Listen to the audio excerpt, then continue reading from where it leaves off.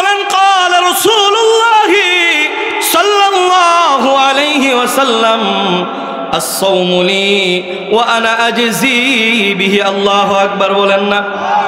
আল্লাহর নবী বলেন, ও আমার উম্মত, তোমাদের ভিতরে যারা রোজা রাখবে মালিক আল্লাহকে খুশি করার জন্য, যারা কষ্ট করে না খাইয়া 12 ঘন্টা 13 ঘন্টা থাকবে আমার মালিক আল্লাহকে পাওয়ার জন্য, তোমরা শুনে রাখো আস-সাওমু লি ওয়া আনা আজজি বিহি, তোমার রোজার বদলা আমার আল্লাহ নিজে দিবেন। বলেন না আল্লাহু আকবার। আপনি নামাজ পড়েন, এর বদলা আল্লাহ তাআলা ফেরেশতার মাধ্যমে দিবে রে বাবা। আপনি হজ করেন, এর বদলা আল্লাহ ফেরেশতার মাধ্যমে দিবে। আপনি অন্য অন্য যত ইবাদত করবেন আল্লাহ তাআলা অন্য অন্য মাধ্যমে দিবে। কিন্তু যেই বান্দাটা আল্লাহর জন্য রোজা রাখবে আল্লাহ সেই বান্দার পুরস্কার নিজের হাতে দিবেন। বলেন না সুবহানাল্লাহ। বাবারে আমার, নামাজ পড়েন, এই নামাজ অনেক সময় লোক দেখানো হয়ে যায়। কথা বলেন ঠিক কিনা? অনেক সময় আমরা বেয়াই বাড়ি বেড়াতে যাই, অথচ নিজে কোন সময় নামাজ পড়ে না।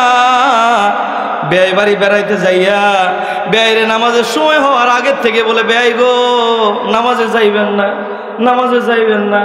বেয়াই করে আজান তো দেয় নাই, কয় এখনো আজান দেয় না, আমগো বাড়িতে তো তাড়াতাড়ি আজান দেয়, কয় কিনা। মানে বেয়াইকে বুঝায় আমি খুব নামাজ পড়ি, কিন্তু আসলে নামাজ পড়ে না। এই জন্য বলি বাবা, নামাজের ভিতরে লৌকিকতা আছে, হজের ভিতরে লৌকিকতা আছে, দানের ভিতরে লৌকিকতা আছে, কিন্তু এমন একটি ইবাদত রোজা, যে রোজার ভিতরে কোনো লৌকিকতা নাই। রোজা শুধু রাখি কার জন্যে? আল্লাহর জন্যে। কোন বান্দা যদি রোজা রাখে, হঠাৎ তৃষ্ণার জ্বালা, গোসলখানায় গিয়েছে 12টা-1টার সময়, যাওয়ার পর কলিজা শুকিয়ে গেছে, তৃষ্ণার জ্বালায় গলা শুকিয়ে গেছে, পানি পান করতে মনে চায়, মনটা চায় গোসল করতেছি, মাথায় পানি ঢালতেছি, একটু পানি পান করি, কিন্তু সে মালিককে বইকা মনে মনে বলে, ওগো মালিক আল্লাহ,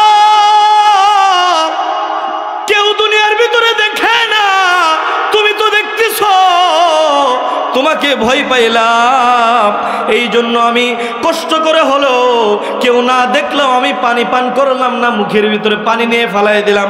ওগো মালিক, তুমি আমার প্রতি রাজি আর খুশি হয়ে যাও। বলেন না সুবহানাল্লাহ। যারা এই কষ্ট করে রোজা রাখবে, ইফতারের আগ মুহূর্তে আমরা দেখেছি কয়েক বছর আগে 14 ঘন্টা 15 ঘন্টা 18 ঘন্টা রোজা রাখছে বাংলার মানুষ। 18 ঘন্টা যখন রোজা রাখে, রৌদ্রের দিন মুখ শুকায় যায়, গলা শুকায় যায়, শেষের দিকে শরীর আর চলে না। কথা বলেন ঠিক কিনা?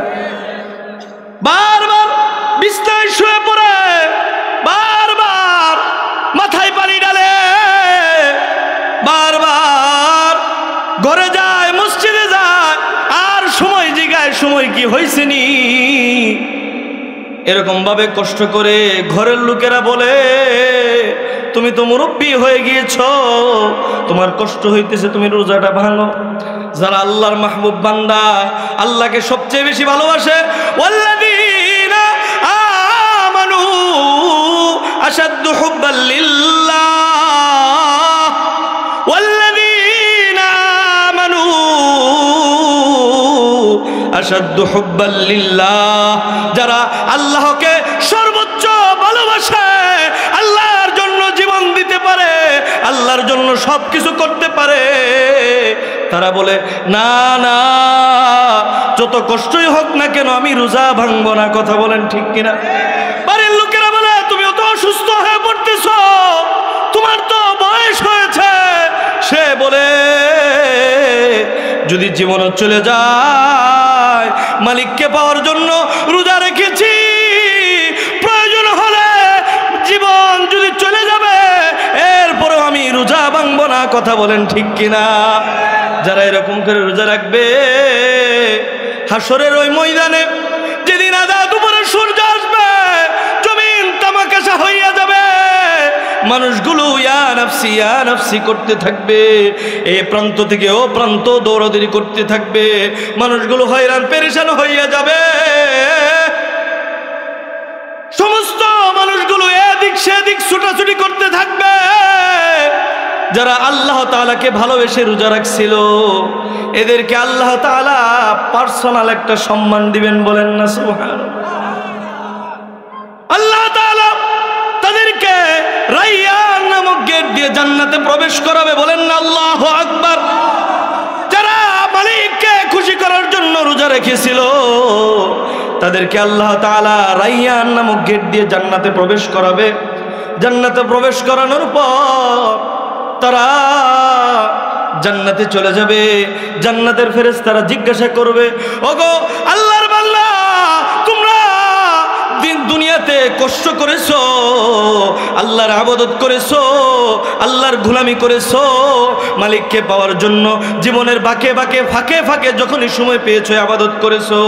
ও বান্দারা, তোমাদেরকে নাজ নেয়ামত দেওয়া হয়েছে, তোমরা কি খুশি নি? এই কথা বলার পর সাধারণ মানুষ যারা, এরা কইব আলহামদুলিল্লাহ, ওয়াকালু আলহামদুলিল্লাহিল্লাযী صدقنا وعده وأورثنا الأرض وقالوا الحمد لله الذي صدقنا وعده وأورثنا الأرض نتبوأ من الجنة حيث نشاء الله أكبر বলেন তারা বলবে আলহামদুলিল্লাহ, আল্লাহ তাআলা যেই ওয়াদা দিয়েছিল সব কিছু তো জমিনে যা বলেছিল সব তো পাইছি। তারা খুশি হয়ে যাবে।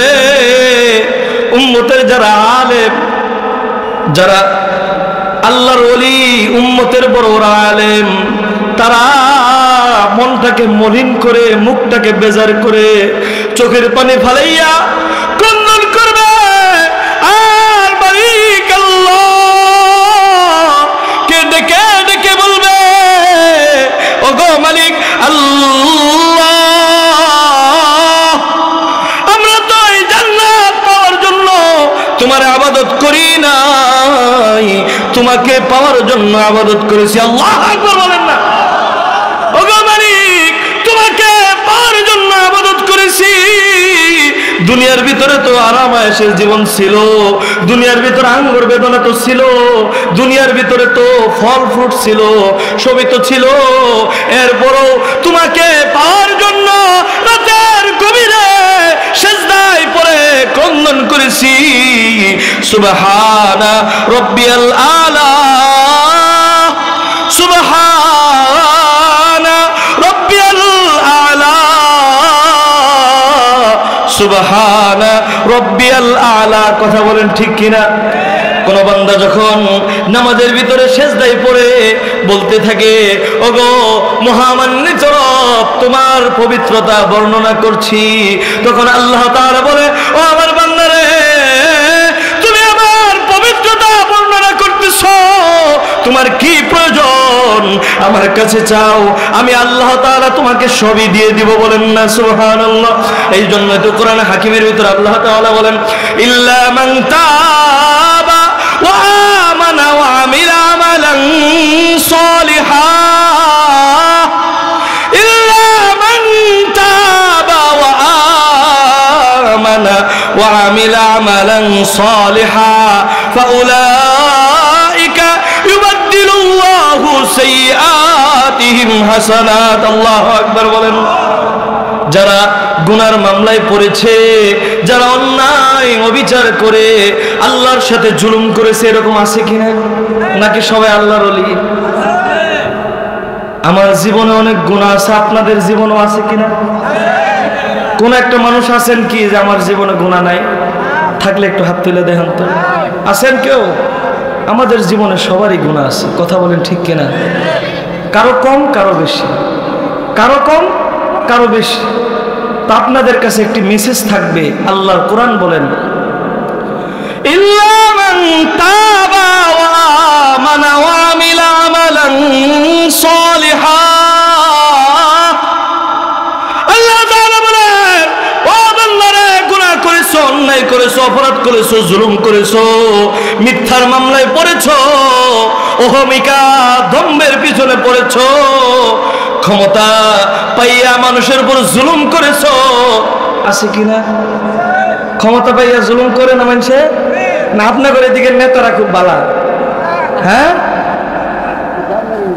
আপনাদের না আছে? আমগর গাজীপুরের কথা কই, আমগর গাজীপুরের কথাই বলতেছি। 16 বছরে আলেমদের উপর যেইভাবে নির্যাতন হয়েছে, এরকম নির্যাতন কোন দেশের ভিতর আমরা দেখি নাই। কথা বলেন ঠিক কিনা? আলেমদের একটাই অপরাধ ছিল, আলেমরা সমাজের মানুষের সামনে হক কথাগুলো তুলে ধরেছিল। কথা বলেন ঠিক কিনা? এগুলো ওই জালেমদের সহ্য হয় নাই। জালেমরা তো বড় বড় মদের বারে যায় উল্টা হয়ে মদ খেয়ে পড়ে থাকতে পারবো না, আলেমরা যদি হক কথা বলে। ঠিক কিনা? জালেমরা নারী নিয়ে যায় তারা আত্মসাৎ করতে পারবে না যদি আলেমরা হক কথা বলে। জালেমরা তারা মানুষের উপর তারা অত্যাচার জুলুম করতে পারবে না যদি আলেমরা হক কথা বলে। এই জন্য আলেমদেরকে আমরা দেখেছি বাংলার আনাচে কানাচে, যেখানে তাফসিরুল কোরআন মাহফিল করা হতো, যেখানে আলেমদের নাম দেওয়া হতো, বড় বড় আলেমদের নাম দেওয়া হলে আল্লামা মামুনুল হক সাহেব ওনার যদি নাম দেওয়া হতো তাহলে বলতো যে মাহফিল করণ যাইতো না। কথা কয় না? কি আপনার বেজার হইতেছেন? তাহলে বাদ দে। কইছে কিনা? মামুনুল হক সাহেব আসবে, মাহফিল করা যাবে না। খালেদ সাইফুল্লাহ আসবে, মাহফিল করা যাবে না। মুফতি আমির হামজা আসবে, মাহফিল করা যাবে না। কথা বলেন ঠিক কিনা? আর মিজানুর রহমান আজহারিরে তো বাংলাদেশ তো নেই, তারাই দিস। হে বেটা কি হেগর টাকা ধরে যায় মই দিছিল? আপনারা কথা কন নাকি? এতক্ষণ ভালো ছিলেন, এখন কি রাগ করলেন? কোন আলেমকে আপনারা আচ্ছা সাক্ষী দেন, আপনার এলাকার যারা আলেম আছে ওনারা কি কোনোদিন যায় আপনার পাকা দানে মই দিছিল? এই এলাকার আলেম যারা, আল্লামা আব্দুল আউয়াল সাহেব হযরত, উনি আলোচনা করলেন না একটু আগে, কত সুন্দর, মাশাআল্লাহ কত সুন্দর আলোচনা করেছে। এখনো ওনার ভিতরে যে জজবা, ওনার ভিতরে যে ইমানি পাওয়ার, এই পাওয়ার যদি আজকে সমস্ত আলেমদের ভিতরে থাকতো আর সবাই যদি ঐক্যবদ্ধ হয়ে ওয়াতাসিমু বিহাবলিল্লাহ এই আয়াতের নিসবতে সবাই যদি এক হয়ে যাইতো বাংলার জমিনে, এই জালেমরা এখনো তারা বাংলার জমিনে মানুষের উপর জুলুম করতে পারতো না। নারে তাকবীর, নারে তাকবীর। আল কোরআনের আলো, কোরআন সুন্নাহর আলো। খালি ঘরে ঘরে জ্বালাইবেন, সংসদে জ্বালাইতেন না? ঘরে ঘরে জ্বালাইছেন দেখে তো জুলুম করে, ঠিক না? যদি আজকে সংসদে আল কোরআনের আলো দিয়ে সংসদ, সেটা আলো দিয়ে যদি আলোকিত থাকতো, সেখানে যে পার্লামেন্টে বসতো তিনি যদি সংসদ থেকে কোরআন দেখে দেখে যদি আইন প্রণয়ন করত, বাংলার জমিনে এখনো পর্যন্ত কোনো বাংলার জমিনের ভিতরে সুদ, ঘুষ, দুর্নীতি এখনো পর্যন্ত বাংলার জমিনে এগুলো থাকতো না। কথা বলেন ঠিক কিনা? আজকে ওরা ওখান থেকে আইন প্রণয়ন করে ইহুদি নাসারাদের সেই সংবিধান থেকে, কথা বলেন ঠিক কিনা, তারা আইন প্রণয়ন করে, তারা তন্ত্র মন্ত্রকে দেখা আইন প্রণয়ন করে। অথচ আল্লাহ কোরআনে বলছেন ইনিল হুকমু ইল্লা লিল্লাহ। আল্লাহর জমিনে কার আইন চলবে? জোরে কথা কন, আরো জোরে কন। আপনারা সাক্ষী দিয়েছেন, আমার কিন্তু কোনো দোষ নাই। আল্লাহ কোরআনে বলছে ইনিল হুকমু ইল্লা লিল্লাহ, শুধুমাত্র আল্লাহর জমিনে আল্লাহর আইন চলবে। আর আজকে আমরা তন্ত্র মন্ত্রের পিছনে দৌড়াইতে দৌড়াইতে আমাদের জীবনও শেষ, আমাদের ভবিষ্যৎ শেষ, আমাদের সন্তানের ভবিষ্যৎ শেষ। কথা বলেন ঠিক কিনা? আজকে যদি কোরআন দিয়ে পার্লামেন্ট থেকে আইন প্রণয়ন করত, সেই জালেমরা আমার মা আমার বোনকে তারা বাজারে নিয়ে ধর্ষণ করতে পারতো না। কথা বলেন ঠিক কিনা? 2 দিন আগে আমরা দেখেছি, ফেসবুকে আমরা ভিডিও দেখেছি, এক মা বলতেছে, সাক্ষাৎকারে চিল্লায় চিল্লায় বুক ফাটায় কান্না করে বলতেছে, আমার মেয়েকে আমি বাহিরের রাষ্ট্র থেকে যখন বাংলার জমিনে নিয়ে আসি, ছোট্ট ছিল আমার মেয়ে, আমার মেয়েকে বলেছিলাম, ও আমার মেয়ে, এটা আমার সোনার বাংলাদেশ। কি বলেছিলাম? সোনার বাংলাদেশ, সুজলা সুফলা। দেখো কত সুন্দর, কিন্তু আমার মেয়েটা কোরআনের হাফেজ হলো, হাফেজ হওয়ার পর আমার মেয়েটা ছোট থেকে পর্দা করে, আমার মেয়েটাকে জালেমরা আমার সামনে থেকে ধরে নিয়ে যায় দর্শন করছে। নাউযুবিল্লাহ বলেন। আমি কত চিৎকার পেরেছি, চেঁচামেচি করেছি, কান্নাকাটি করেছি, প্রয়োজন হলে আমি মাকে নিয়ে যা, কিন্তু আমার মেয়েটা পর্দা করে, ওকে নিয়ে যাস না। জালেমরা আমার সামনে আমার মেয়েটাকে নিয়ে যায় ধর্ষণ করছে। এই বিচার আমি কার কাছে দিব? আজকে যদি কোরআনের আইন বাস্তবায়ন থাকতো, ওই জালেমকে ধরে যদি সেই চৌরাস্তা মোড়ে সবার সামনে যদি এই পর্যন্ত কোমর পর্যন্ত, জালেমকে যদি কোমর পর্যন্ত মাটিতে গেঁথে এরপরে যদি তাকে সঙ্গে সার করা হতো কোরআনের আইন অনুযায়ী, তাহলে পাথরের বৃষ্টির আঘাতে যদি তাকে শেষ করে দেওয়া হতো, তাহলে বাংলার জমিন আর দর্শন হতো? জোরে কথা বলেন, দর্শন হতো? প্রত্যেকটা দর্শনকারী আল্লাহর ওলি হয়ে যেত, কথা বলেন ঠিক কিনা? প্রত্যেকটা চোর আল্লাহর ওলি হয়ে পরিণত হয়ে যেত, প্রত্যেকটা বেনামাজি নামাজি হয়ে যেত। এই জন্য আল্লাহর জমিনে আল্লাহর বিধানকে প্রতিষ্ঠার জন্য আমরা আগামীতে ইনশাআল্লাহ ইসলামকে যারা নিয়ে পার্লামেন্টে যাবে তাদের সাথে আসি। কয়েকজন হাত উঠাইছে, আর কয়েকজন কয় হুজুর এখন কইতাম না, সময় মতন দেখাম না কি তা করা যায়, ঠিক না? জোরে বলেন ইনশাআল্লাহ। যেই কথা বলতেছিলাম, সময় যেহেতু সংক্ষিপ্ত, আলেমদের কথা মনে আছে? জান্নাতে আলেমরা কান্নাকাটি করবে, আলেমরা কান্নাকাটি করবে, ওগো মালিক আল্লাহ, তোমাকে পাওয়ার জন্য ইবাদত করেছি, তোমাকে দেখতে চাই, অন্য কিছুর জন্য ইবাদত করি না। ওগো মালিক, তুমি আমাকে দিদার দাও না। এই কথা বলার পর যারা আল্লাহ তাআলার জন্য রোজা রেখেছে, যারা আল্লাহর জন্যই রোজা, এই ব্যবস্থাপনা যারা করতেছে আমরা তাদেরকে ধিক্কার জানাই, কথা বলেন ঠিক কিনা? মনে রাখো আল্লাহ তাআলা কোরআনে বলছেন, ফালইয়াউমা লা তুযলাম নাফসুন শাইআন ওয়া লা তুজজাউনা ইল্লা মা কুনতুম তা'লামুন। আল্লাহর পক্ষ থেকে কারো উপর কোনো জুলুম করা হবে না, তুমি যা কিছু করবা হাসরের ময়দানে কিন্তু সেটাই পাইবা। তুমি যদি মানুষকে কষ্ট দাও, বাটপারি করে, সিটারি করে, চুরি করে, দ্রব্যমূল্যের ঊর্ধ্বগতি করে, তাহলে হাসরের ময়দানে তোমার আল্লাহ জান্নাত দিব না? জান্নাত দিব।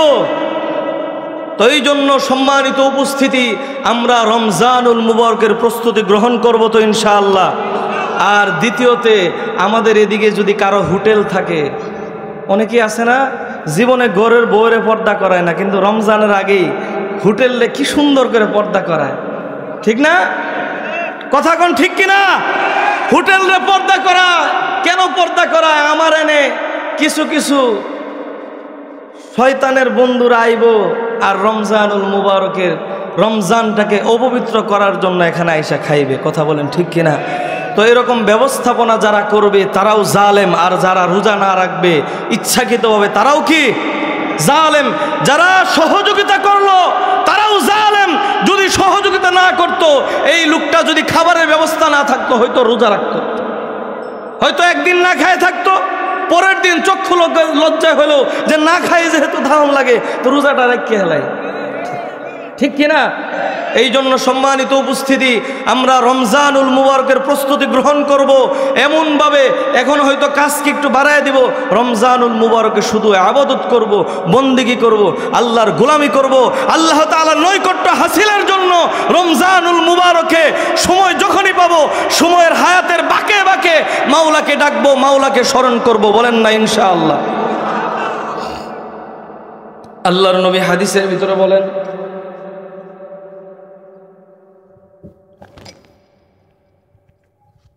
দয়ার নবী হযরতে মুহাম্মদুর রাসূলুল্লাহ সাল্লাল্লাহু আলাইহি ওয়াসাল্লাম বলেন, বাবারে আমার,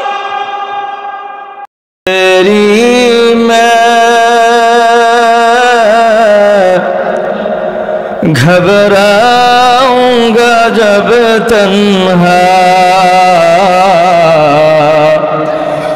इमदाद मेरी करने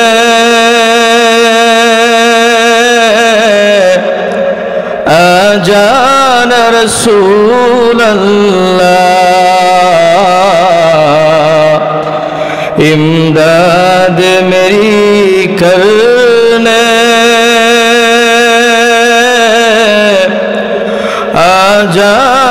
رسول اللہ روشن میری تربت کو للہ ذرا کرنا جب وقت نزاع آئے دیدار عطا کرنا اے سبز گنبد والے منظور دعا کرنا جب وقت نزاع آئے دیدار عطا کرنا مجرم ہو جہاں گھر کا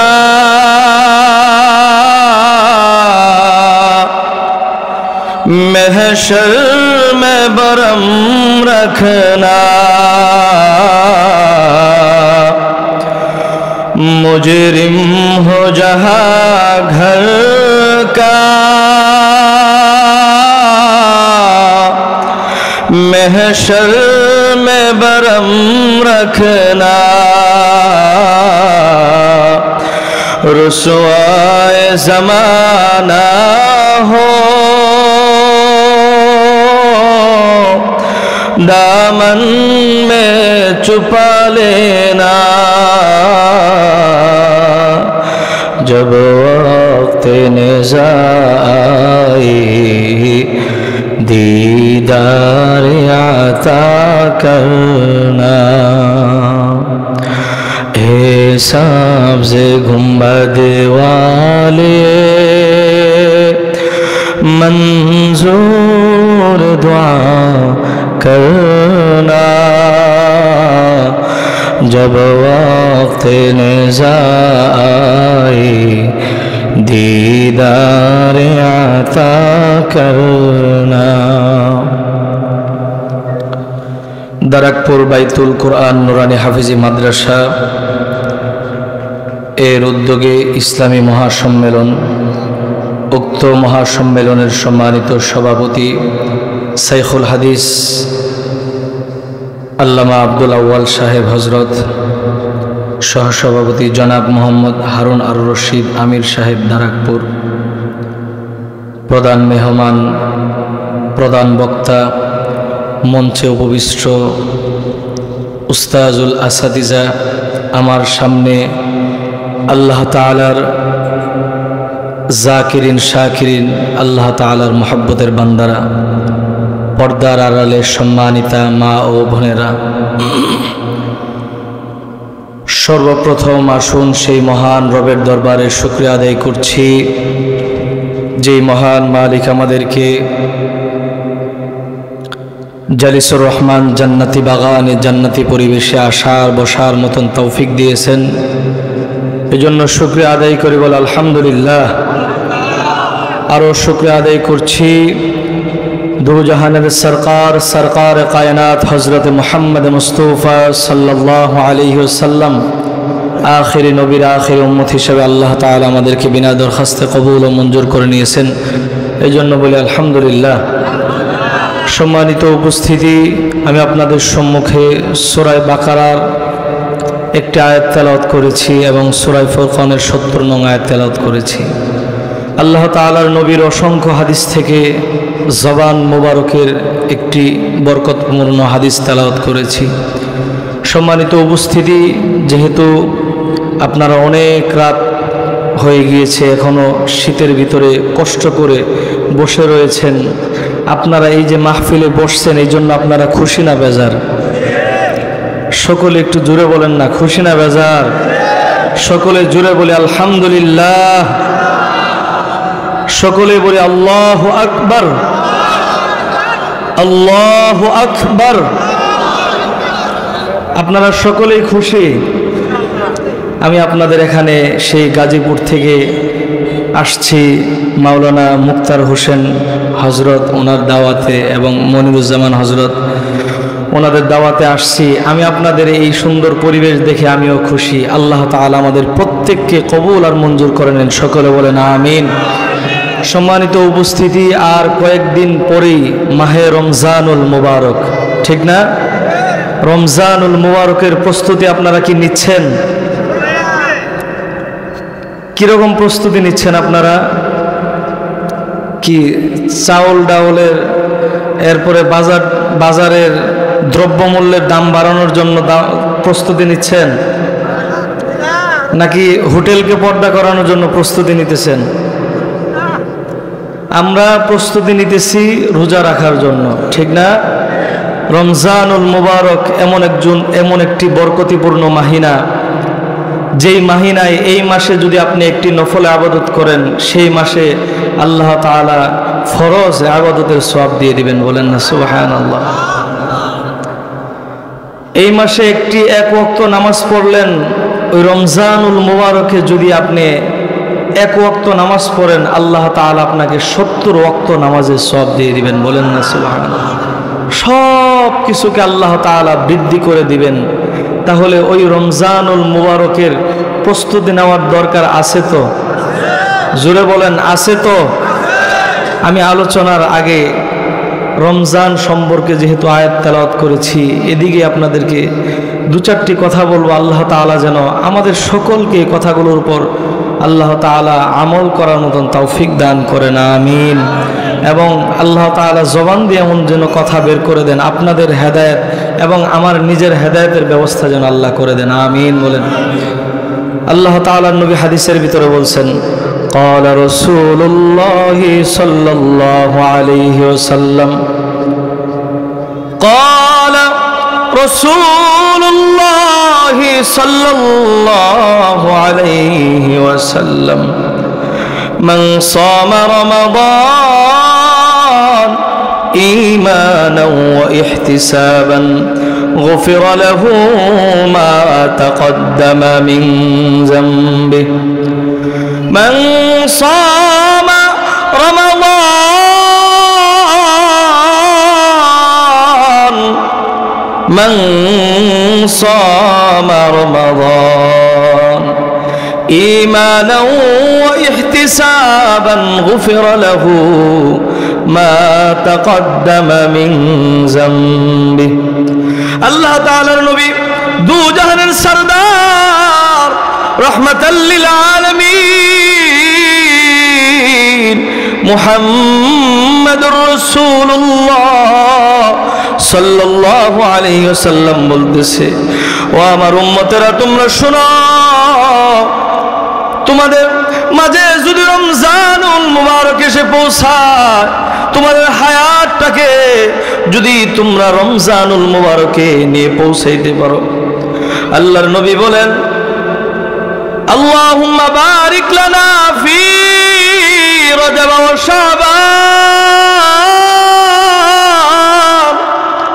আল্লাহুম্মা বারিক লানা ফি রজব ওয়া শাবান ওয়া বাল্লিগনা রমাদান। আমরা পড়ি কিনা বাবারে আমার? আল্লাহর নবী বলেন, ও আমার উম্মতেরা, রজব মাস শুরু হওয়ার পর থেকেই তোমরা এই দোয়া পড়তে থাকো, ও আমার মালিক আল্লাহ,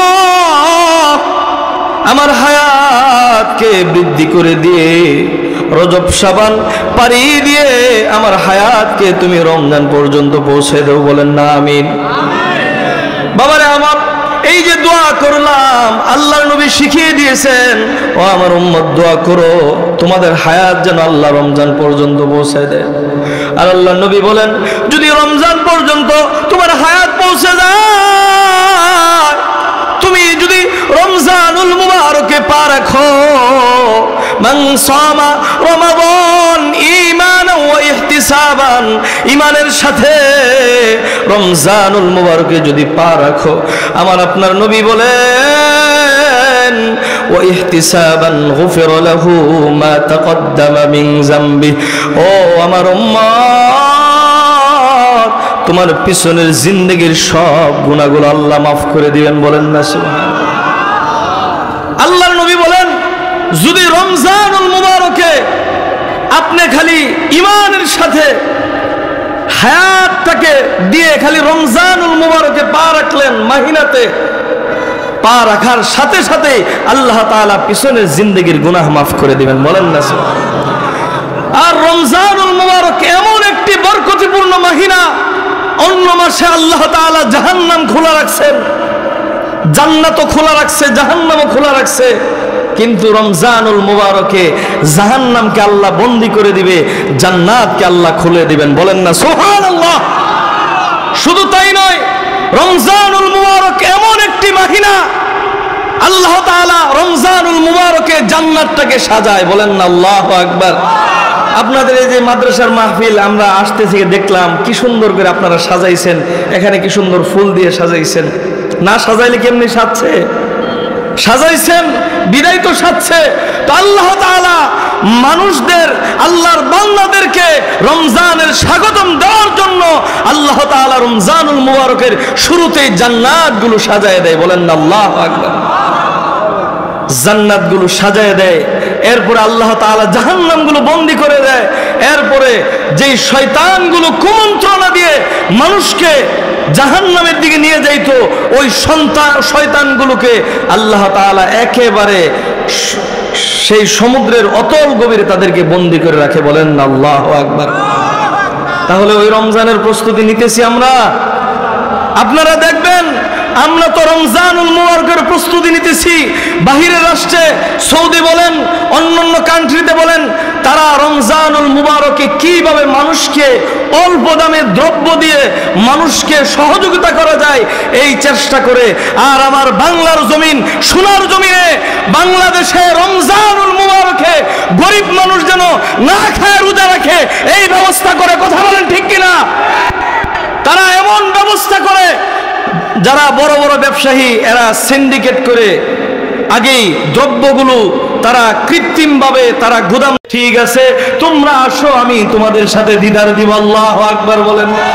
আল্লাহ তাআলাকে দেখতে চাই আমরা, জোরে কথা বলেন, দেখতে চাই। তাহলে রোজা রাখতে হবে। হাত নামাইছে কয়েকজন, কই রোজা রাখতে তো যাইতো না, রোজা রাখতে পারবো তো ইনশাআল্লাহ। আল্লাহ তাআলার নবী বলেন আস-সাওমুলি ওয়া আনা আজজি বিহি, যারা রোজা রাখবে তাদের সাথে আল্লাহ তাআলা দিদার দিবেন, বলেন না সুবহানাল্লাহ। সেমিনার করে তাদেরকে আল্লাহ তাআলা বলবেন সালামুন ইয়া আবদি,